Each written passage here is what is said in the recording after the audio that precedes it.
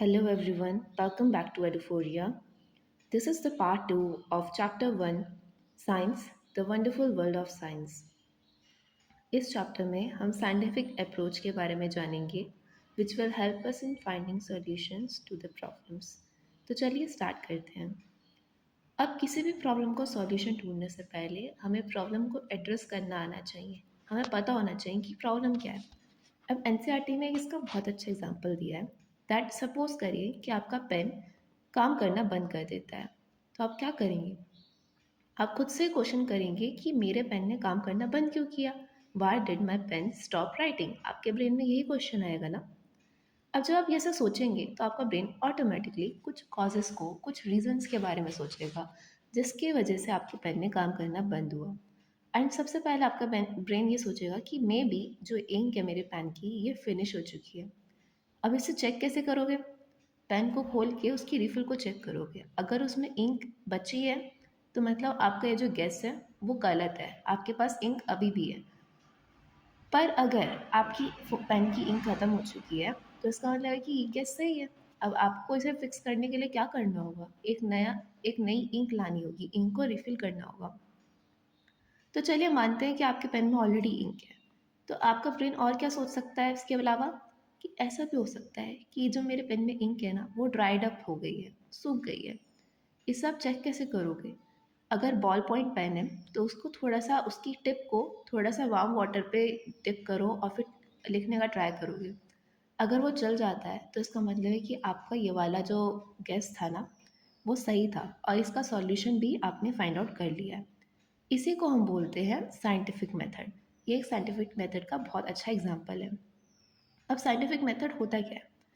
It is a step by step process that helps us find answers to our questions. मतलब scientific method एक step by step process है जो कि हमको हमारे क्वेश्चंस के, हमारी क्वेरीज के, हमारी प्रॉब्लम्स के आंसर्स और सॉल्यूशंस ढूंढने में हेल्प करता है। अब एक एक्टिविटी दी है एनसीईआरटी में which is activity 1.1, that is write about similar problem that you tried to solve. What steps did you take? ऐसी ही प्रॉब्लम, जैसे मैंने आपको पेन का एग्जांपल दिया, ऐसी प्रॉब्लम के बारे में आपको सोचना है जो आपने कभी सोची हो या कभी आपने फेस करी हो, और उसका सॉल्यूशन ढूंढने के लिए आपने कौन कौन से स्टेप्स उठाए हैं इसके बारे में लिखना है। अब अगर हम स्टेप्स की बात करें, एक साइंटिफिक मेथड के, मैंने बोला ना स्टेप बाय स्टेप प्रोसेस, तो उसके स्टेप्स क्या होते हैं? तो step number 1 is we observe something that we find interesting और वी डू नॉट अंडरस्टैंड। हम एक ऐसी चीज़ को ऑब्जर्व करते हैं जो हमें समझ में नहीं आता या फिर हमें उसमें इंटरेस्ट होता है। जैसे पेन ने काम करना बंद हुआ तो आपके दिमाग में यही क्वेश्चन आया ना कि ऐसा क्यों हुआ? This makes us wonder and perhaps think of a question about it. वही बात है again. Then the step number 3 is then we guess a possible answer to that question. तो हमने पहला गेस क्या किया था इस सिचुएशन में, पेन वाली सिचुएशन में, कि मे बी मेरे पेन की जो इंक है ना वो ख़त्म हो चुकी है। तो ऐसे ही हम क्वेश्चन को गेस करते हैं, मतलब आंसर को गेस करते हैं। We tried this guess through experiments और मोर ऑब्जर्वेशन। अब हमने गेस किया था कि हमारे पेन की इंक ख़त्म हो गई है, इसको हमने टेस्ट कैसे किया? एक्सपेरिमेंट के थ्रू किया। क्या एक्सपेरिमेंट था? कि हमने पेन खोल के उसकी रीफिल को चेक किया।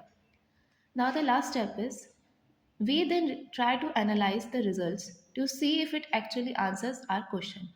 तो जब हमने एक बार किसी कॉज को, किसी आंसर को एक्सपेरिमेंट्स के थ्रू, ऑब्जर्वेशन के थ्रू चेक किया, तो उसके बाद जो उसका रिजल्ट है हम उसे एनालाइज करते हैं एंड हम फिगर आउट करते हैं कि क्या यही सॉल्यूशन है इस प्रॉब्लम का या फिर there can be another solution.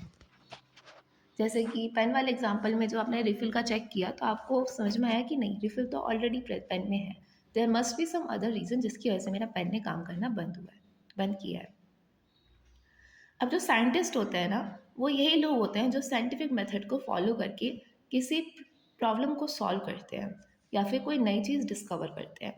अब कोई भी इंसान जो step by step scientific method को फॉलो कर रहा है वो ऑलरेडी एक साइंटिस्ट की तरह काम कर रहा है, ठीक है। यहाँ पे मैंने कुछ मेजर साइंटिस्ट के बारे में लिखा है जैसे कि Isaac Newton, Mendeleev, George Mendel. ये लोग एक डोमेन को स्टिक करके अपने साइंटिफिक मेथड्स के थ्रू उन्होंने किसी न किसी चीज़ की डिस्कवरी करी है या किसी प्रॉब्लम का सॉल्यूशन ढूंढा है। आप आगे आने वाले चैप्टर्स में इन लोग के बारे में पढ़ोगे। अब एक एक्टिविटी दी है, describe a daily life situation where you think someone was following a scientific method.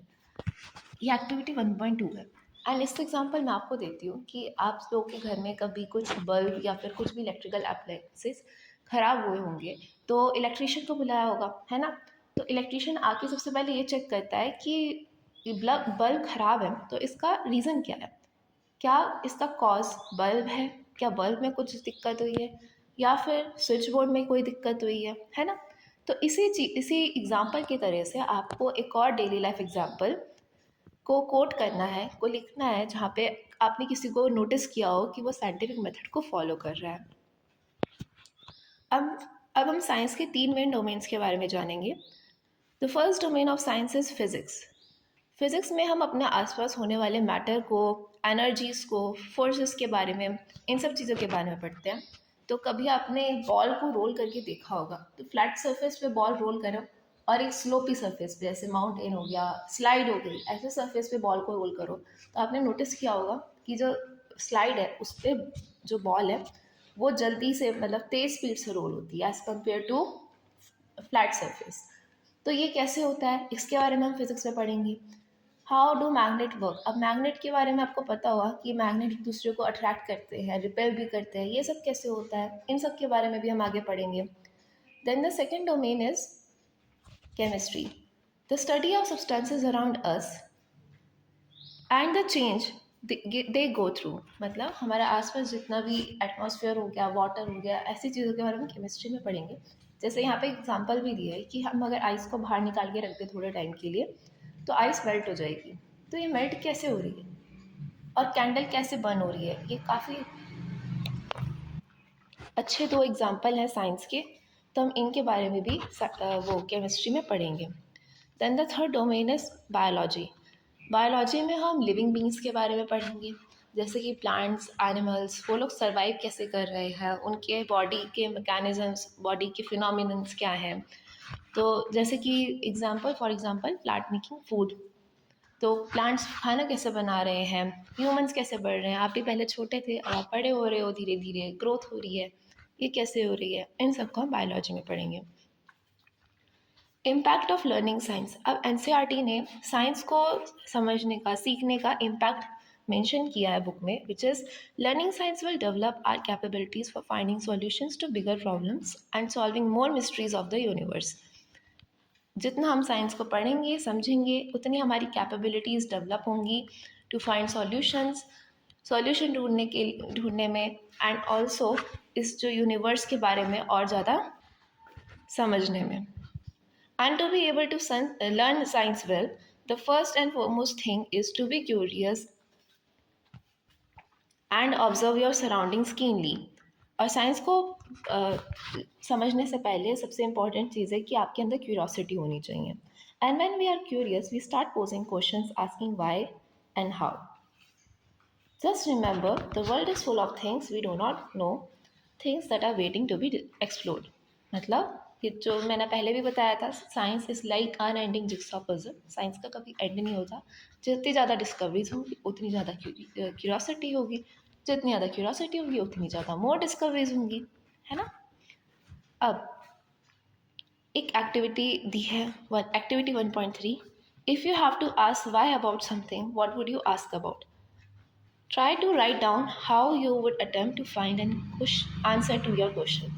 मतलब अगर मैं आपसे पूछूं कि आपको किसी चीज़ के बारे में कुछ क्वेरी हो, या आपका दिमाग में कभी ये क्वेश्चन आए कि ऐसा क्यों होता है, तो वो क्या चीज़ होगी जिसके बारे में आप जानना चाहोगे। और ये सिर्फ जानना चाहोगे तक नहीं लिखना, ये भी लिखना है कि आप उसका सॉल्यूशन या फाइंड आउट करने में कौन कौन से स्टेप्स उठाओगे। अब क्या है कि दुनिया भर के जो साइंटिस्ट हैं ना, वो इंडिविजुअली काम नहीं करते किसी बड़े प्रोजेक्ट के लिए। सिमिलरली अगर आपको भी इन फ्यूचर साइंस समझने में प्रॉब्लम आ रही है, या फिर आप किसी प्रॉब्लम का सॉल्यूशन नहीं ढूंढ पा रहे हो, तो आपको भी ग्रुप्स में अपने क्लासमेट्स, अपने फ्रेंड्स के साथ कोऑर्डिनेट करके काम करना होगा। एंड ये जो साइंस है, ये एक, आई मीन कि साइंस बहुत जॉयफुल सब्जेक्ट है। जैसे बच्चे रेन को एंजॉय करते हैं, वैसे ही आपको एंजॉयमेंट के साथ, फन के साथ साइंस को पढ़ना है, and it will help you find solutions to the problems. तो इस यूनिट के लिए इतना ही। Thanks for watching.